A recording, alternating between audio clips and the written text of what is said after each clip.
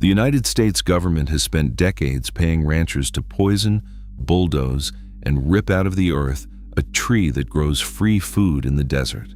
Not imported food, not engineered food.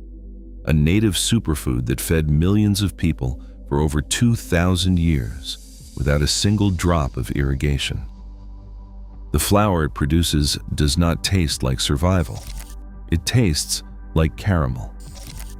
If you are tired of learning about the foods they buried and you want to know why they buried them, like this video and subscribe to the channel now.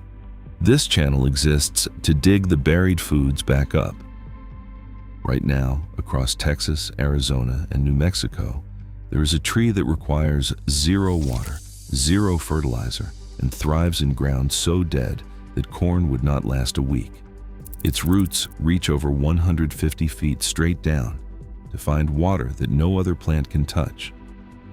It pulls nitrogen from thin air and injects it into depleted soil.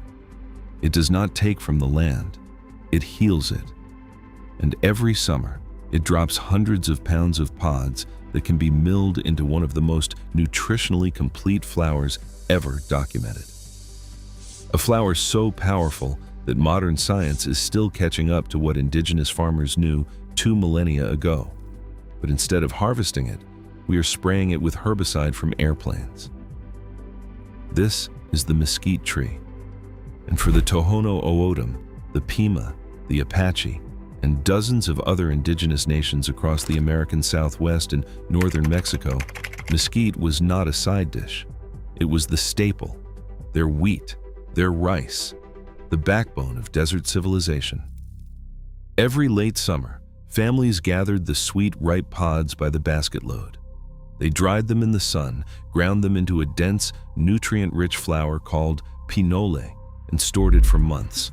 No refrigeration needed, no processing plants, no supply chain, no seed purchases every spring. Just a tree, a grinding stone, and a food system that had worked without failure for over 2,000 years. Mesquite was so central to desert life that tribal calendars were organized around its harvest. Wars were fought over productive groves. A single mature tree can produce up to 100 pounds of pods in a good season, and the flour stores indefinitely in dry conditions.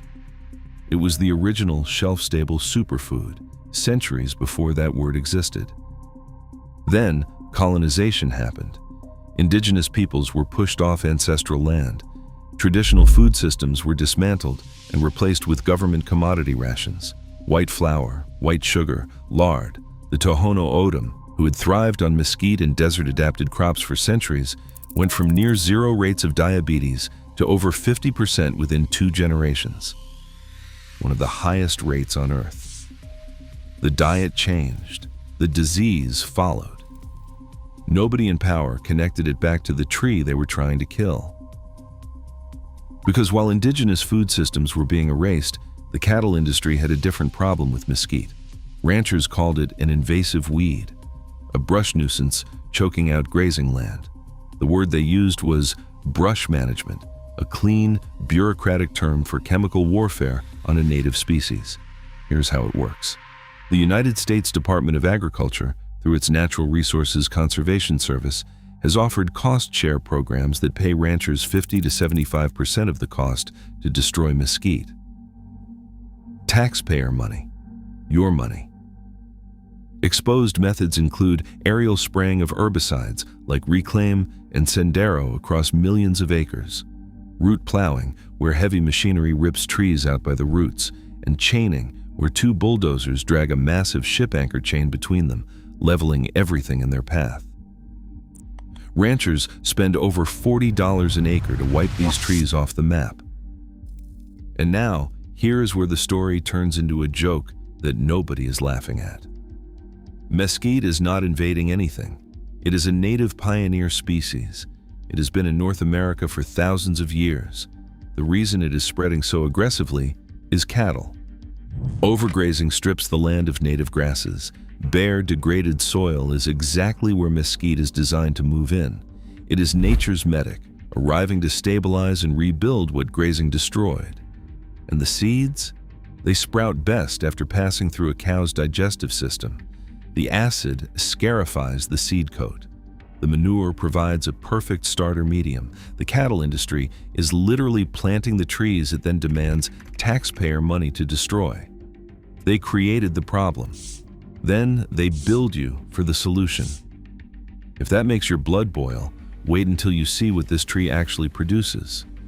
If this is your first time here, drop a comment and tell me, did you know about mesquite before today? Meanwhile, the tree they are destroying produces a flour with a glycemic index of 25. For comparison, standard wheat flour scores 71. Cornmeal is even higher.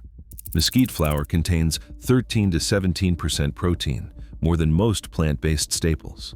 It is loaded with calcium, magnesium, potassium, iron, and zinc. A desert-grown multivitamin. The secret is a compound called galactomannan, a soluble fiber that slows digestion to a crawl.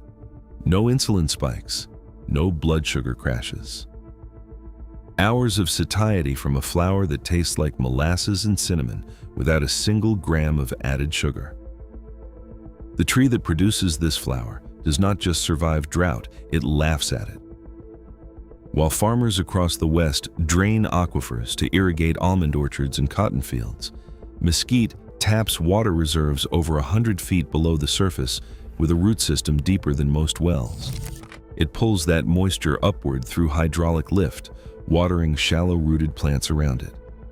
A single mesquite tree turns dead ground into a micro-oasis.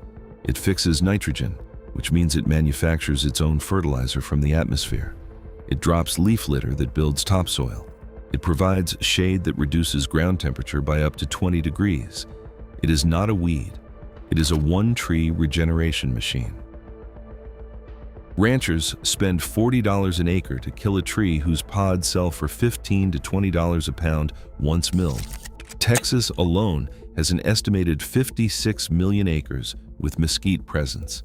They are bulldozing gold to grow pennies worth of cattle grass on land that was never meant for cattle in the first place. The same pattern that destroyed the American chestnut is playing out in the desert. A perennial food system that feeds people for free gets replaced by an industrial model that requires maximum purchased inputs every single year. You cannot patent a mesquite tree. You cannot sell fertilizer to a plant that makes its own. You cannot sell irrigation equipment to a species that finds water 150 feet underground. And that is exactly why no one in industrial agriculture wants you to know about it. So here is what you can actually do.